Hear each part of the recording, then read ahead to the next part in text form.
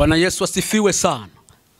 Mwami Yesu ashimwe cyane. Tunawasalimu tena muda kama na huyo. Twongeye kubasuhuza mwese muri uyu mwanya. Tunaleta karibu kwa nyinyi nyote benye kututazama tena. Tubahaye ikaze mwebwe mwese mutureba. Na tunawaamukia nyote mu jina la Bwana wetu Yesu Kristo. Kandi turabasuhuza mu izina ry'umwami wacu Yesu Kristo. Na tunawapenda sana. Kandi turabakunda cyane.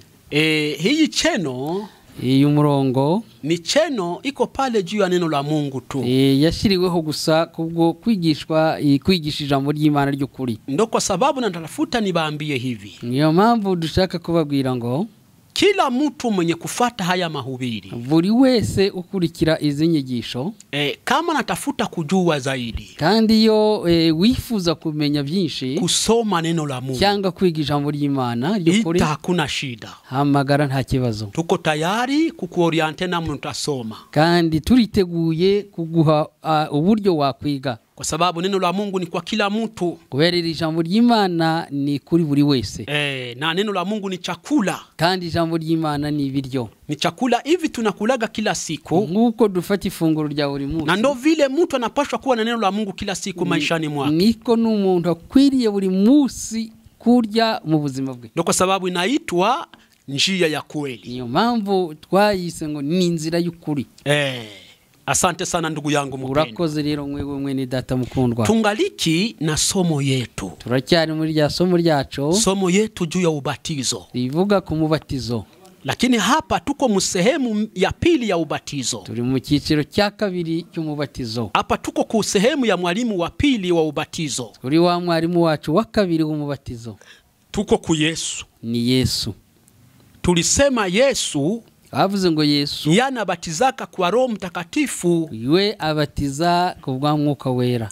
Na tuliona maana ya ubatizo wa Roho Mtakatifu. Tumaze kubona ubusobanuro noneho bwa Mwuka Wera. Tulienda kukuta uyu Roho Mtakatifu, waje gusanga uyu Mwuka Wera njoo iko pale juu ya kuokoa mtu wa ndani. We abereyeho gusa kimwe nukurokora gukiza umuntu w'imbere. Ule mtu wa ndani, uyu muntu w'imbere mwenye atamuokoa, umuntu uzamuha gakiza, ni Roho Mtakatifu wa Mungu. Nuyu Mwuka Wera w'Imana gusa. Mwenye aliua mtu wa ndani, rero umuntu wishe uyu muntu w'imbere ni dhambi, ni icyaha cyamwishe. Sasa mwenye anakuwa kusaidia uyu mtu wa ndani amuokoe, umuntu uje gufasha rero uyu muntu w'imbere ngo amuha gakiza, ni Yesu kwa njia ya ubatizo wa Roho Mtakatifu. Ni Yesu uje rero binyuze mu nzira ya Mwuka Wera.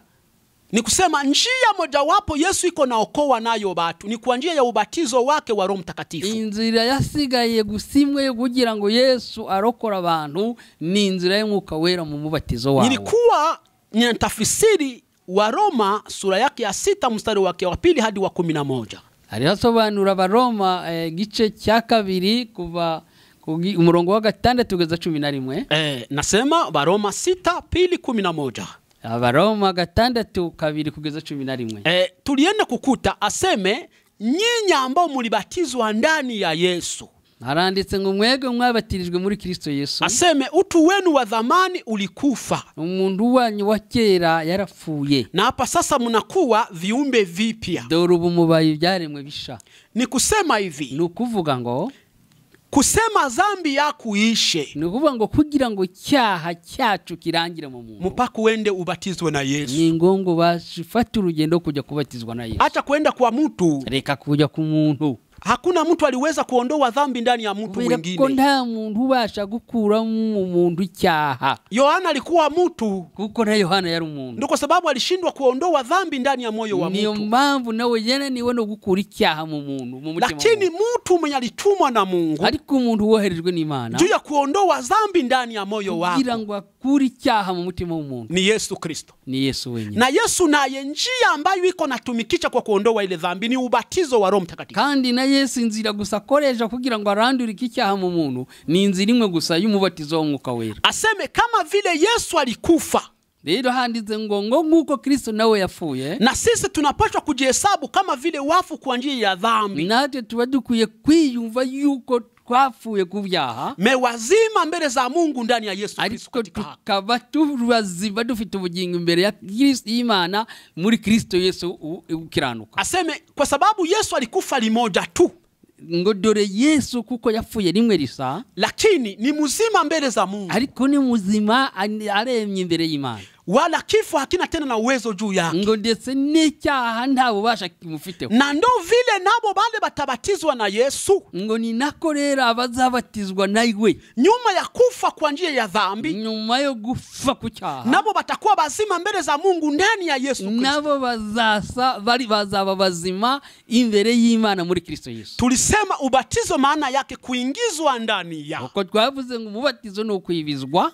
Kumbe kule kubatizwa maana yake kuingizwa ndani ya. Rero burya ngo ubatizwa no kwari kwinjizwa cyangwa kwibizwa mu kintu. Ni kusema mtu anapaswa kuingizwa ndani ya Roho Mtakatifu. Birasabwa rero bisobanura iki? Rero bisobanura umuntu akwiye kwibizwa mu Mwuka Wera. Ingizwa ndani ya Roho Mtakatifu. Rero ushirwa mu Mwuka Wera. Na ule Roho Mtakatifu ni nani? Yesu uyu Mwuka Wera ni njoo Yesu. Niwe Yesu. Tusema wakati Roho ataingia ndani yako. Rero Yesu uyu Mwuka Roho yamaze kwinjira muri wowe. Kwa sababu dhambi mara moja itakufa. Ni nayo mpamvu icyagiza hitagifa. Na kutawaliwa na Roho Mtakatifu. Kandi uzabudiyobowe na Mwuka Wera. Ndio sasa mbele za Mungu nakuwa mtu mzima. Imbere y'Imana uzaburubaye umuntu muzima. Roho Mtakatifu njoo Yesu. Rero Mwuka Wera niwe Yesu. Na Roho Mtakatifu Yesu ndio anakuwa kukubatiza mtu wa mwili. Kandi uyu Mwuka Wera Yesu ni nauza kubatiza umuntu mubiri. Ili sasa uwe mtu mzima mbele za Mungu katika haki na kweli. Kugira ngo noneho uzaba umuntu muzima imbere y'Imana mukuri ndetse no mu Mwuka. Njoo vile biko. Niko bimeze. Tunarudia pale mu Wakorinto wa pili. Twongere dusubire mu Wakorinto ba kabiri. Sura yake ya 3 mstari wake wa 17-18.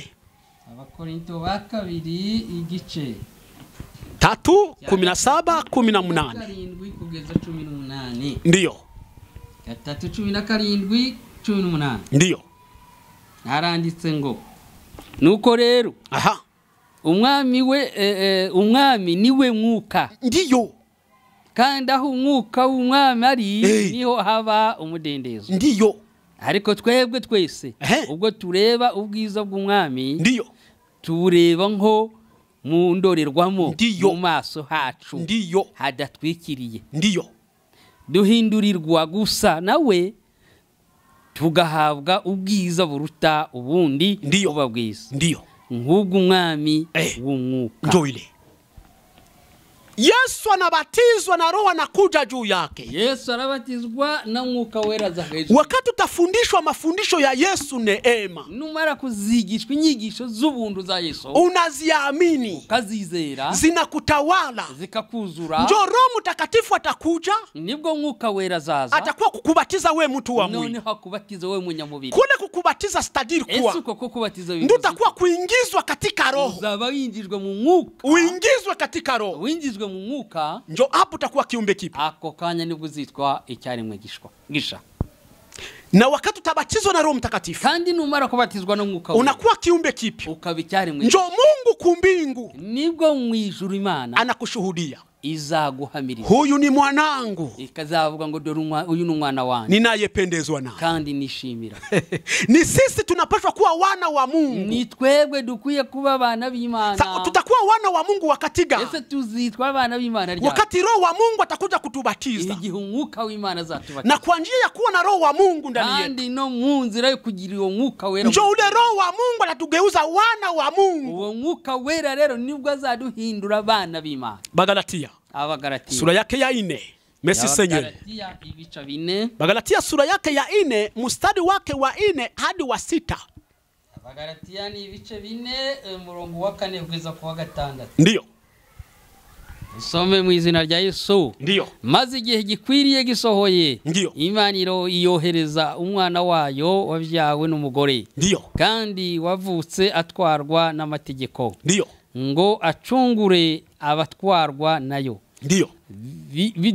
Biduheshe guhinduka abana b'Imana. Aha. Subira kandi tumve, ongeza tena tusikie. Maze igihe gikwiriye gisohoye, Imana yohereza umwana wayo wabyawe n'umugore. Yego. Kandi wavutse atwarwa n'amategeko. Ndiyo. Ngo acungure abatwarwa nayo. Ayo mategeko. Ndiyo. Biduheshe guhinduka abana b'Imana. Twende. Kandi kuko muri abana bayo. Aha. Nicyo cyatumye Imana yohereza umwuka w'umwana wayo. Yego. mu mitima yacu avuga ati aba data. Ule roho wa Mungu alishuka kudunia. Uyu mwuka w'Imana wamanutse uva mu ijuru kwa njia ya mwili. Abinyuze muri uyu mubiri. Njo mwana wa Mungu. Uriya niwe mwana w'Imana. Njo anaitwa Yesu mwana wa Mungu. Niwe witwaga ngo Yesu mwana w'Imana. Mungu anaingia mu ambalaje ko. Imana yinjiye muri ambalaje cyangwa se muri envelope y'umubiri. Anakuja kama Mungu mutu. Iza nk'Imana ariko mu muntu. Vicha livala mwili. Kuko rero yambaye uwo mubiri. Maana mwili anakuwa fisi. Aba umwana. Anakuwa fisi kwa sababu Mungu bulikuwa ndani. Kukise yiswe umwana nuko ubumana bwari muri mwe imbere. Akuje kuokoa wapagani. Ariko noneho ngo aze gusa gukiza abapagani. Akitafuta kufundisha hivi. Ashaka kwigisha ngo sisi watu wa mwili. Twebwe abumbanya mubiri. Tuliozaliwa na baba na mama. Wavutse ku babyeyi bombi. Ndio tunapaswa kuwa ndani yetu, ndio mnapaswa kuwa roho ya Mungu. Nitwe muri twebwe hakwiye kuba mu roho y'Imana. Kule kuwa na roho ya Mungu ndani yetu. Yesu ko kugira roho y'Imana muri ndio kutatufanya tuwe wana wa Mungu. Nibyo bizaduhindura kwitwa Mungu anasema mwanangu. Ijuru riravuze ngo mwana wanjye. Sasa tutakuwa na roho wa Mungu wakati gani? Ese uyu mwuka w'Imana tuzawugira ryari? Kwa njia ya ubatizo wa Roho Mtakatifu. Mu gihe cyo kubatizwa n'umwuka we. Hivi dunia ubureri isi yose kila mtu yeyote anahitajika awe na Roho Mtakatifu ndani yake. Birasabwa ko buri wese uri buri yisagira umwuka wera muri we. Lakini njia mojawapo itakupatia Roho Mtakatifu ndani yako. Ariko ikintu kizagufasha kugira ngo ubone uwo mwuka wera muri wowe. Inabidi ubatizwe. Ni ngombwa kubatizwa. Na mbele ubatizwe. Kandi mbere y'ukubatizwa inabidi ufundishwe. Birasabwa ko wigisha mafundisho ya Yesu. Kandi wigishwe inyigisho za Yesu. Na uyaamini. Uyizere. Kisha kuyaamini. Izo nyigisho numara kuzizera. Njora sasa Yesu roho. Yesu rero mwuka atakuwa kubatiza. Nibwo azakubatiza. Injili ya Yohana. Turebe mu Evanjili ya Yohana. 14:21-23. 14 Yohana. Nasema Injili ya Yohana sura ya 14 mstari wa 21-23. Inasema nini? Yohana 14 makiko yanjye akayitondera niwe nkunda. Aha. Kandi unkunda azakundwa na data. Ndiyo. Nanjye nzamukunda. Ndiyo. Mwiyereke. Ndiyo. Yuda utari Iskariyota aramubaza ati ndiyo databuja bibaye bite ko ugiye kutwiyereka? Ndiyo. Ntiwiyereka bisi. Yesu aramusubiza ati umuntu nankunda azitondera ijambo ryanjye. Ndiyo. Na data azamukunda. Ndiyo. Tuzaza aho ari tugumane nawe. Okay. Kilalo kitakuingiza mu neema. Ikiraro kizakwinjiza mu buntu ni ubatizo wa Roho Mtakatifu. Ni mubatizo wa mwuka wera. Bale batafundishwa mafundisho neema. Abazigishwa inyigisho z'ubuntu banaiamini bakazizera. Kule kuingia kitabaingiza kule baingie mule sasa. Ikizabinjiza rero mwi. Inabidi baamini babatizwe tafadhali. Kubatizwa. Kama vile huku kusheria. Huku kwa mategeko byari bimeze. Bale benye baliamini mafundisho lwa. Abize ya mategeko ya bali batizwa kwa ubatizo wa maji. Babatizwa amategeko baingie ndani wa mazi.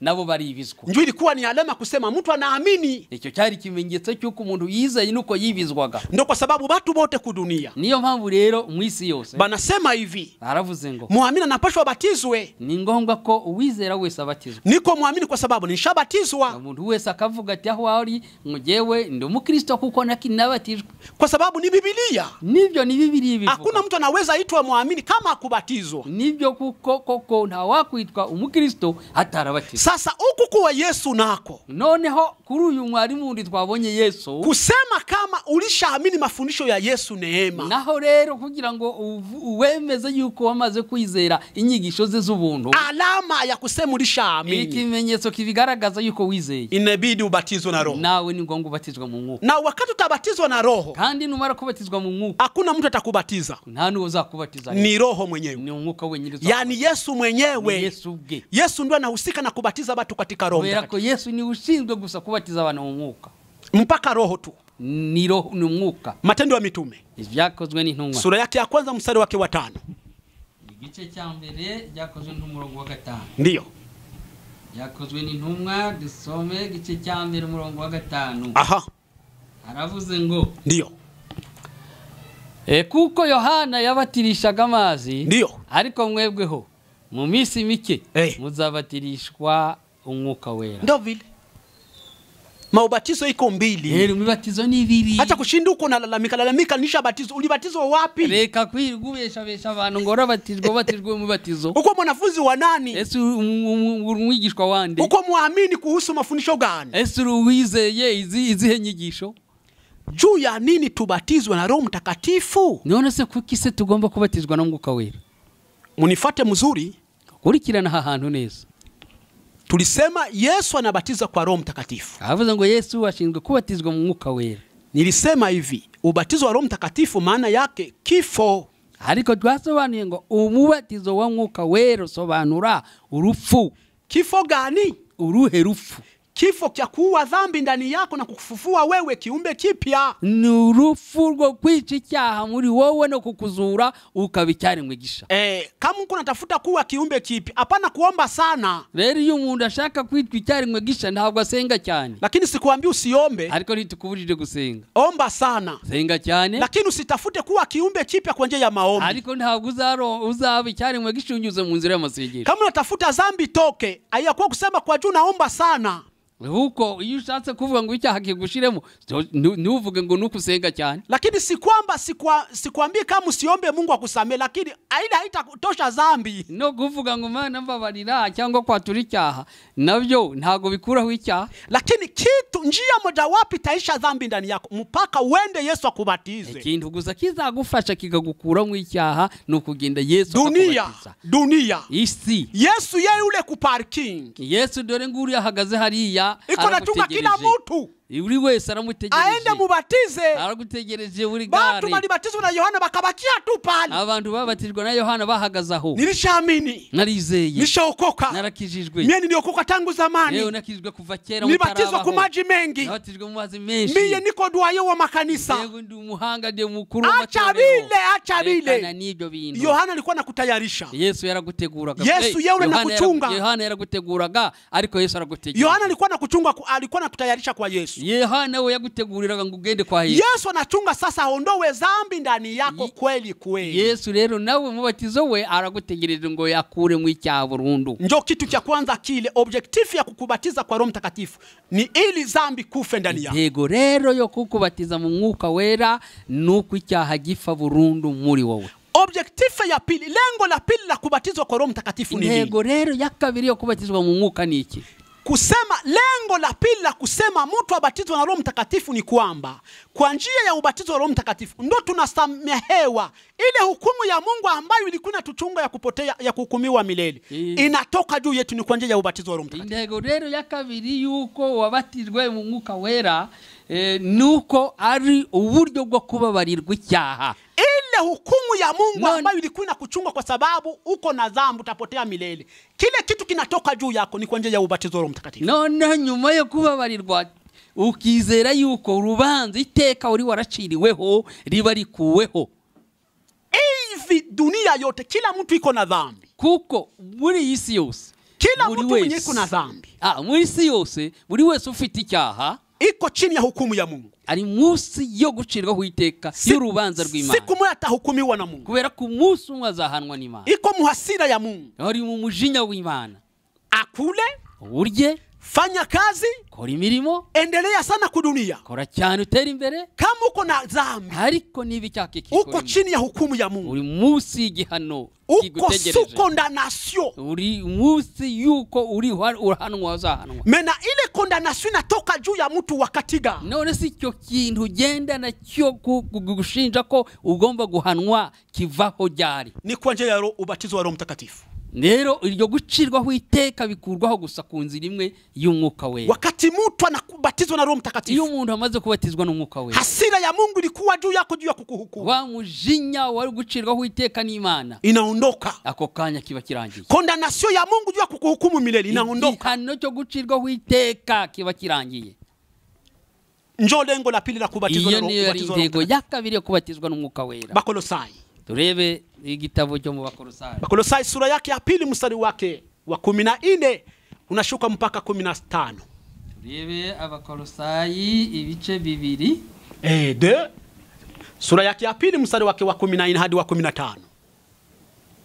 14 kugeza 15. Ndiyo, Bakolosai. Abakolosayi ibice 2:14-15. Ndio.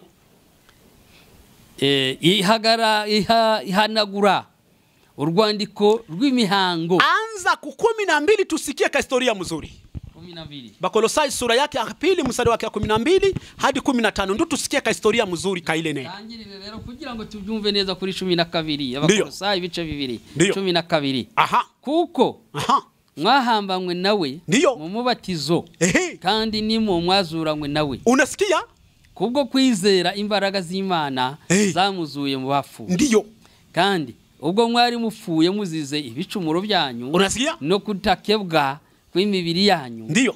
Yabahinduranye bazima nawe imaze kutubabarira ibicumuro byacu byose. Ndio. 14. Ndio. Ihanagura urwandiko. Anaondoa ile hati. Urwandiko rw'imihango. Ile hati ambayo ilikuwa inatuhukumu ya Torati ya sheria. Rwaturegaga. Ilikuwa inakushtaki wewe. Ikarudukuzaho kurubamba kumusaraba. Hivi kila mtu mwenye iko na dhambi. Rero umuntu wese ufite icyaha. Kuko polisi ya Mungu iko na mshtaki. Hari umupolisi w'Imana uri hugenda umushinja. Kuko polisi ya Mungu iko na shtaki dunia. Hari upolisi ushinzwe gushinja isi yose umuntu wese ufite. Ile polisi ya Mungu iko na shtaki mtu yeyote mwenye iko na dhambi mbele za Mungu ni polisi gani? Ese uyu mupolisi ushinzwe ikigigo cya polisi gishinzwe kujya kurega umuntu imbere y'Imana ibyaha bye ni iyihe polisi? Njo lwa ya Mungu. Na amategeko y'Imana. Sheria ilikuja juu ya benye dhambi. Kubera ko amategeko yazanywe yazi abanyabyaha. Mena Mungu mtu mwenye kitu kinye Mungu alituma cha kuwa sasa kufanya investigation ya kuverifie mtu mwenye dhambi na kumupata ndio yulwa. Rero ikintu gishinzwe iperereza no kumenya abanyabyaha na amategeko. Aneri wa Mungu ni sheria juu ya kujua kama huyu angaliki na dhambi. Ribu rero y'Imana ni sheria na amategeko. Kama tuko na dhambi, iyo ufite gusicya, sheria ya Mungu iko na kushtaki. Ako kanya amategeko itakurega imbere y'Imana. Uko muhukumu na Mungu. Icyo gihe rero wowe uri guhanwa n'Imana. Wakati uko naiba, iyo uri umujura, uko muhukumu na Mungu. Rero icyo gihe ugomba guhanwa n'Imana. Wakati uko na bwizi, iyo uri ubujura, uko muhukumu mbele za Mungu. Imbere y'Imana uri guhanwa. Wakati uko na fitina, uko muhukumu mbele za Mungu. Iyo byose ubu ufite ubaya bote uko nabo. Hivi sheria iko na kuhukumu. Ibyaha byose imbere y'Imana amategeko arabwira Imana ngo uyu akwiye guhanwa. Mungu iko namwambia angalia huyu iko na fichama. Imana ikabwira amategeko ati reba. Sheria iko naambia Mungu angalia huyu ni muamini mimi angalia. Itegeko rikabwira Imana ati reba uyu nguyu ariko aravuga ngo n'umukristo ariko do. Uyo sikwambia kama ni muombaji angaliki na dhambi. Akajya kubesha ngo n'umunyamasengesho ariko do ibyaha arabifite. Uyo asisema kama ni mtumishi wa Mungu angaliki na dhambi. Akajya avuga ngo ni pastor do arafite ibyaha. Uyo angalika nasema kama ni mukristo angalia iko na dhambi. Aravuga agenda avuga ngo n'umukristo ariko do ibyaha arabifite. Mbere za watu kunasema niliokoka. Ariko imbere y'abantu ukavuga ngo narakijijwe. Narakijijwe. Me aneri ya Mungu iko na kushtaki. Ariko rivu ya Imana iravuga ikureka buri munsi. Me ile accusation, ibyo biregore, ile mashtaki, ibyo biregore inatoka wakati gani? Vivaho mu muntu ryari? Wakati mtu anabatizwa na ubatizo roho. Iyo abatijwe n'Umwuka Wera. Faida ya pili, inyungu ya kabiri juu ya kubatizwa na Roho Mtakatifu. Kubwo kubatizwa na Mwuka Wera, tunasamehewa. No kubabarirwa. Unasamehewa. No kubabarirwa. Ile hasira ya Mungu ilikuwa ya condemnation ilikuwa juu ya kuinatoka. Mujinya urwandiko rwadushinjaga rukaba ruraciwe. Baroma. Tureba Baroma sura yake ya 5 mstari wake wa 8 hadi wa 9. Baroma ibice 5 umurongo wa 8. Ndiyo. Kugeza ku 9. Aha. Tusome mu izina rya Yesu. Ndiyo. Haranditse ngo ndiyo, ariko Imana yerekanye urukundo rwayo ndiyo idukunda nkazwe none ubwo tumaze gutsindishirizwa n'amaraso ye, ndiyo ntituzarushaho gukizwa umujinya w'Imana nawe. Mungu iko na hasira juu ya mtu yeyote iko na dhambi. Imana rero ifite umujinya kuri buri wese ufite icyaha. Aona na dhambi, zamira akwambia kama uko na dhambi pale. None se umutima nama nturihura kubwira ko ufite icyaha. Zamiri yako haikuhukumu kama uko na dhambi. No mutima nama wawe bwiteho nturihura gushinja. Batu ba mingi bako banajidanganya leo. Abantu benshi bitera amaje kibibesha. Kama anafanya kosa anasikia roho inaanza dunda. Noneho ngo iyo akoze ingi kosa cyangwa icyaha ngo akumva umutima uratera. Aseme nakosa amani. Akavuga ati mvuza amahoro. Batu ba mingi bako banasema aseme njoo Roho Mtakatifu. Abenshi bakavuga rero ngo kucyo gindu gitumye atera umutima ngo n'umwuka wera. Ile ana Roho Mtakatifu. Uwo si mwuka wera. Ndo sheria ya Mungu iko na kuhukumu kama uko mubaya. Ayo niyo mategeko y'Imana kwemeza gushinja kuri mubi. Njoo aneri wa Mungu. Uwo ni we ribu w'Imana. Ndio kwa sababu wakati unafanya bubaya, rero iyo umuntu akora icyaha, unasikia unakosa salama. Ukabura amahoro. Unakosa salama. Ukabura amahoro. Condamnation. Ubwo rero buri mu uracirwa witeka. Condamnation. Uracirwa witeka. Ni kusema weye uko na alama ya kusema kama hasira ya Mungu iko juu yako. Rero nukuvuga ngo rero bahayuhamirizwa yuko umujinya w'Imana uri kuri wowe. Kusema kile kitu kitoke. Kugira ngo icyo kintu rero kive mu muntu. Mpaka Yesu akufe juu yako. Ni Yesu agomba gupfa kubera wowe. Tulisoma mu Baroma. Wasomye mu Baroma. Ile sura yake ya 5 mstari wake wa 8 wa 9. Umurongo wa 5 igice cya 5 umurongo wa 8 wa 9. Aseme Mungu alionyesha upendo wake kwa kutuma Yesu Kristo. Imana yerekanye urukundo rwayo mu kubwo kohereza umwana we. Ili kwamba akuje kutufilia. Kugira ngo twebwe aze kudufira. Kule kutufilia kwa Yesu. Yesu uko kudufira. Njoo tuokolewe na hasira ya Mungu ambayo ilikuwa juu yetu. Niko kudukuraho iteka cyangwa se urubanzo umujinya wari kuri twe. Yesu anaokoa mtu wakati gani? Yesu akiza umuntu ryari? Ni wakati mtu anafikia kubatizwa na ubatizo wa Roho Mtakatifu. Ni igihe umuntu ageze ku rwego kubatizwa na Kusema kama Yesu alikuokoa wewe. Ijambo kuvuga ngo jewe narakijijwe. Kusema kama Yesu alikufa kumsalaba juu yako. Ijambo kuvuga ngo jewe Yesu yamfiriye kumusaraba. Wakati unafikia kubatizwa ubatizo wa Roho Mtakatifu. Ni igihe ubatijwe umubatizo w'umwuka wera. Wakati unafikia kubatizwa na Roho Mtakatifu. Ni igihe wabatijwe umwuka wera. Unasamehewa dhambi. Ubabariwe ibyaha byose. Ile dhambi zako zilishindwa kutoka zinasamehewa ni hapa. Bindi byari byananiranye kukuvamo gushiramo biba birangiye. Wakati sasa dhambi natoka. Iyi cyaha kirangiye mu muntu. Ndo unaita Yesu. Nibwo uhamagara Yesu. Mukombozi wangu.